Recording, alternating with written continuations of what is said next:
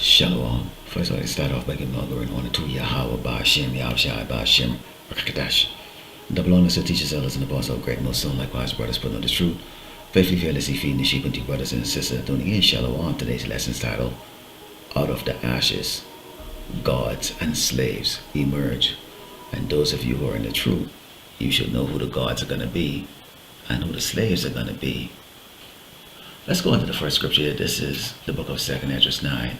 And start verse 1, it reads, He answered me then and said, Measure thou the time diligently in itself, and when thou seest part of the signs pass, which I have told thee before, then shalt thou understand that it is the very same time wherein the highest will begin to visit the world which he made. Let's take a look at that word diligently, okay? And this is the online etymology dictionary. It means constant effort to accomplish what is undertaken. When we look at it from the ordinary dictionary, it means in a way that shows care and conscientiousness in one's work or duties.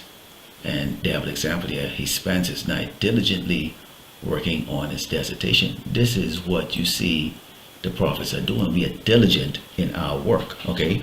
There's in the day that goes by that you don't see videos uploaded from the elders teaching Apostle of Great Millstone and likewise brothers, edifying the hopefully elect of Yasharala, the 1/3, okay, and also wanting the 2/3 to return to the Lord Yahweh Shemashah and repent, and also letting our enemies, in particular Esau the Edomite, the so-called white man, knows that the Lord Yahweh Shemashah is going to deal with him on a very personal level.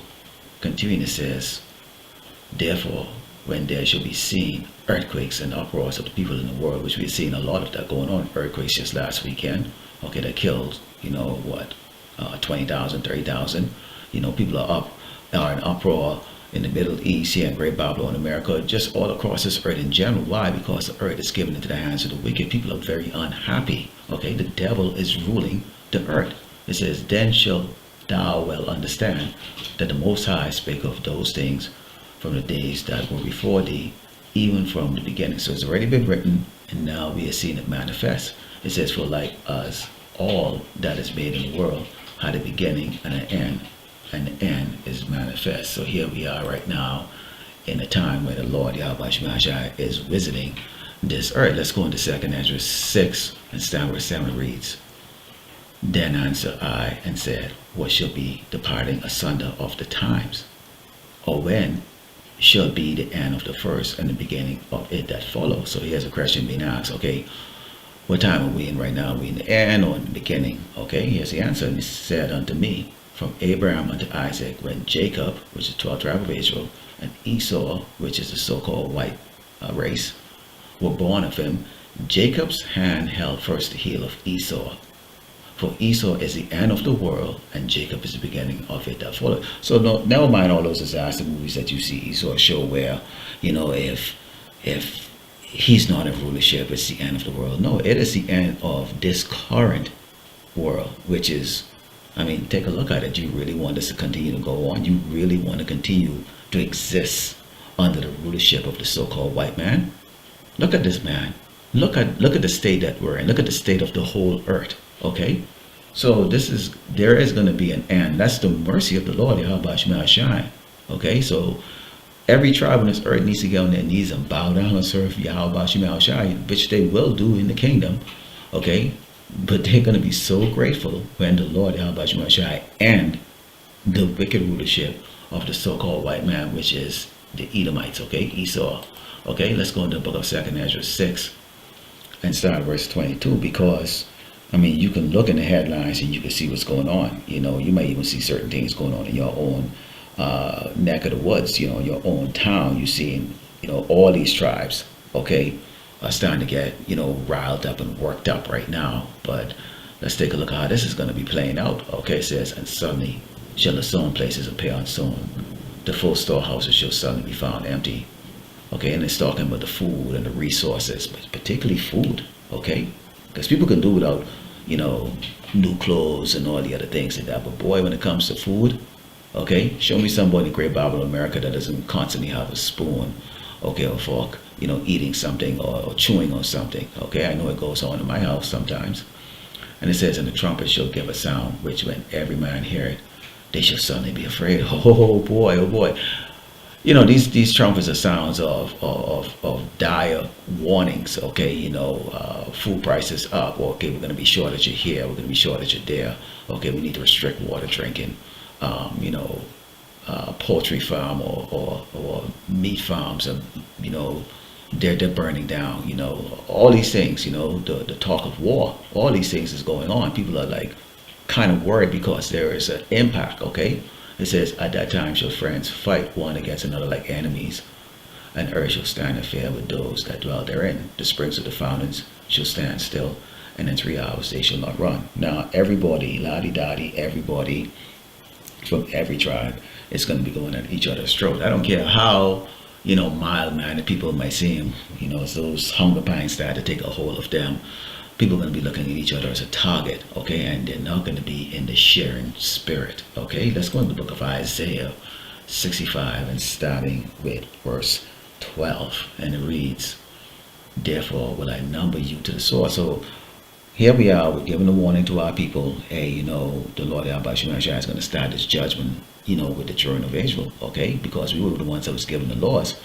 And here you have people constantly involved in, all of the abominable act, in Great Babylon, America, sodomy, idol worship, adultery, all those things, they can't get away from it. They think they're missing out, and, and we're letting them know, okay, there is another way, okay, but we already know that 2/3 is going to be number 2, as I'm reading it right here. It says, therefore will I number you to the sword, and you shall all bow down to the slaughter. Because when I called the prophets out there on the highway in the Bible, putting up these videos, we don't make these to entertain ourselves, okay? Ye did not answer. When I spake, ye did not hear, but did evil before mine eyes, and did choose that wherein I delighted not. You have these women coming up against the prophets, and boy, we can't warn you women enough how Jacob's trouble is really, really going to humble you all down, okay?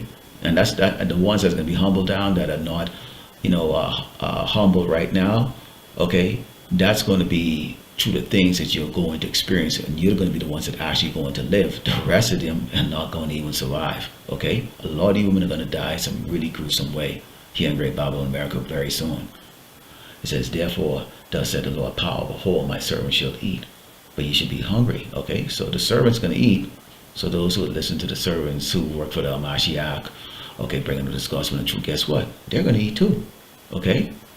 Behold, my servant shall drink, but ye shall be thirsty. Behold, my servant shall rejoice, but ye shall be ashamed. Behold, my servant shall sing for joyified, but ye shall cry of sorrowfied, and shall howl for vexation of spirits. Y'all trusting into Egypt, the so-called white man who's our enemy, and y'all think that he actually is looking out for you. He's not even looking out for his own people. What the hell do you think is going on? So as I brought out in 2nd Ezra 6 and verse 22, it talks about what the friends fighting against each other. So if Esau hates your ass and you're his enemy, and we naturally are all enemies, with these other tribes, well, how do you think that's really going to play out?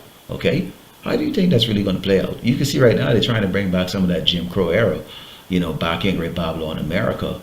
Okay, but this time it's not going to work the way it worked before. Everybody's going to be clashing.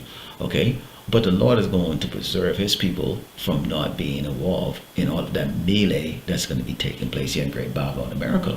Okay, let's go into the book of Ezekiel 35 and start verse 1, because he has a job. We don't do this because we just like to just talk. Okay, we've been told to tell Esau the Edomite, the so-called white man, this, and those that trust into Great Babylon, America.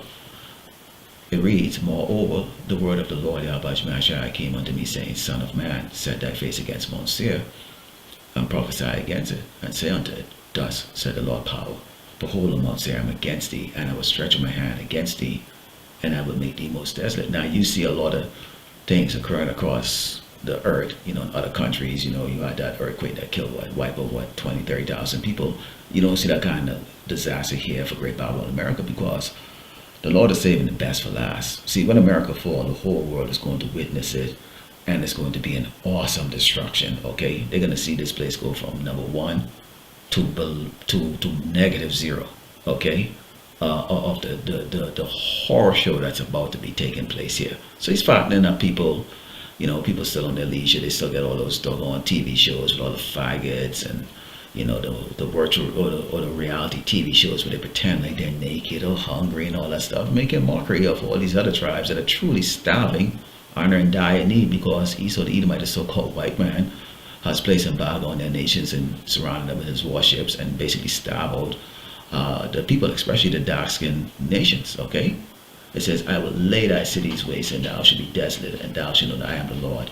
Yahweh Shemeshah. How is that going to be taking place again? A civil war that's going to be taking place. So you're gonna have people going up against the military, people going against each other, so-called blacks against whites, whites against blacks, and Asians against the whites and the blacks, and you get it on and on. You get the two-thirds, they're gonna be fighting against each other because there's no love. Okay, there's no love. Okay, so this is how these cities are gonna be desolated. It says, "Because thou hast had a perpetual hatred, never ceasing hatred, and hast shed the blood of the children of Israel by the force of the sword in the time of their calamity, in the time that their iniquity had an end." So we will give them to Esau to punish, pursuant to Deuteronomy 28, where we got put into slavery, got our ass whipped, and forgot who we really are, and Esau didn't start from there. In fact, right now, all of these firings and all these things going on right now, this is the way Esau is looking to get through to us.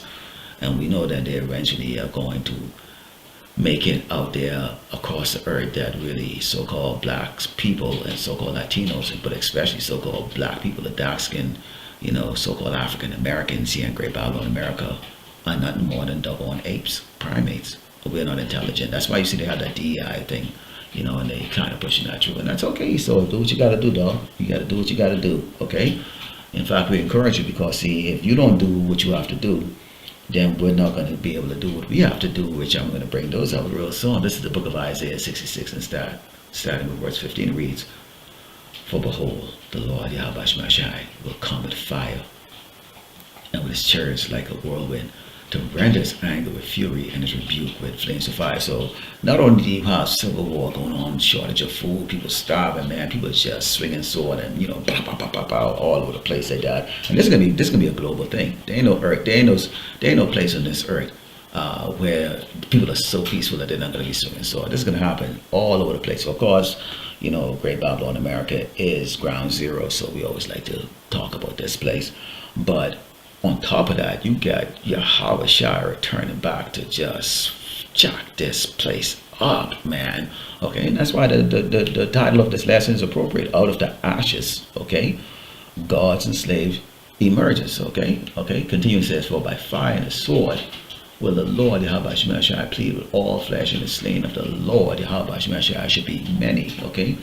There's a lot of people on this earth, so Yahweh Shemashai, and you can, I put out a video about 2 years ago where 165 scriptures demonstrated that the Lord Yahweh Shemashai, the Almighty, likes to kill. He likes to kill. He's a man of, he loves to kill. He loves to kill. Okay, you best believe that. This is the book of 2nd Ezra 16, down verse 22. Because it's going to be overwhelming. It's going to be overwhelming. As I speak right now, making this video right now, you have a sandstorm going on out here in El Paso, and this is a constant thing out here. You can clean, and it's all back there. You can clean, it's all back there. It's just never ending. Yeah, now imagine every day you have this taking place. This is 2nd Ezra 16, down verse 22 says, "For many of them that dwell upon the earth shall perish of famine, and the other that escape the hunger shall the sword destroy." So, okay, you might have food. You might be able to get some eat. You may even have the ability to catch fish or hunt animals, whatever the case like that.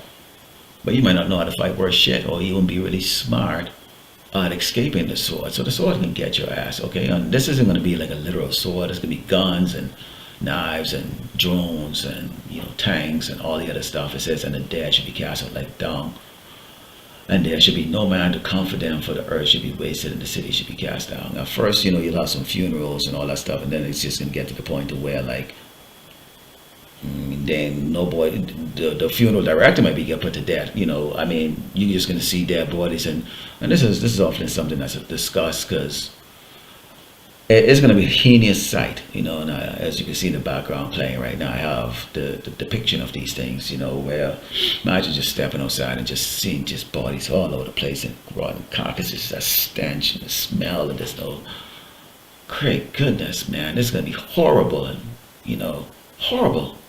It says, for the earth should be wasted. The earth should be wasted. Why? World War III, man. I mean, people fighting all over the place.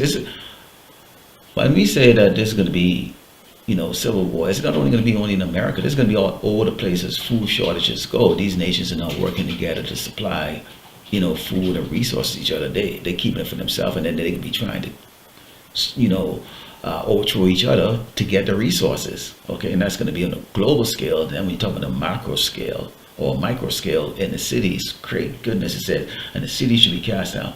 There should be no man to till the earth. So overgrown grass, especially in these places where it rains a lot, shit. Okay, there ain't gonna be no road to drive on. You can need Humvees and military grade vehicles to be able to drive. And to sow it, the tree shall give fruit, and who shall gather them? Certainly not the doggone Mexicans. The grapes shall ripen, who shall tread them? Nope.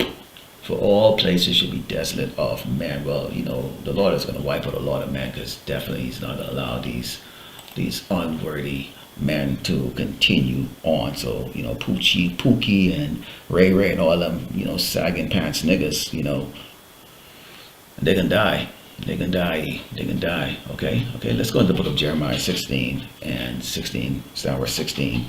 Because, as again, this is where you see the gods are going to come. It says, behold, I will send for many fishes, said the Lord Yahweh, which is what fish of men, and they shall fish them, and after will I send for many hunters, and they shall hunt them from every mountain and from every hill, out of the holes of the rock. So it doesn't matter if Elon Musk and Trump and all the rest of them go down on the ground. Guess what? They're going to get taken out of those grounds by who?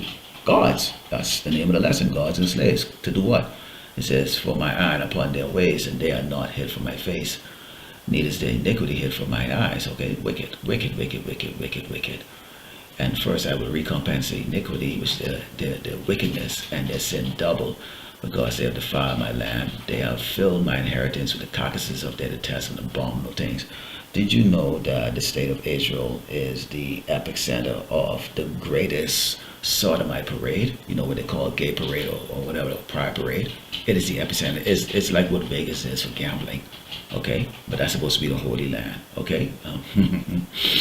Oh Lord, Yahweh, my strength, my fortress, and my refuge in the day of affliction. The Gentiles shall come unto thee from the ends of the earth, and shall say, surely our fathers have inherited lies, vanity, and things wherein there is no profit. This is why you see right now, you have certain Edomites are right now making videos, hoping that they will get it easy in the kingdom, because they are coming to the belief, okay, that we are the true biblical Hebrew Israelite, and that basically they will repay. Okay, they will pay for all of their wickedness and the things that they've done to us, and that they've been told lies. There ain't no such thing as no damn white Jesus, and they're not the chosen people of the Lord, Yahweh Shema Shai. Okay, and now they're rebelling. This is the reason why you have the alphabet agencies are now watching us, because not only is this gospel getting out to our people who are now repenting, who some may repent, but it's also getting out to these other nations who will start to,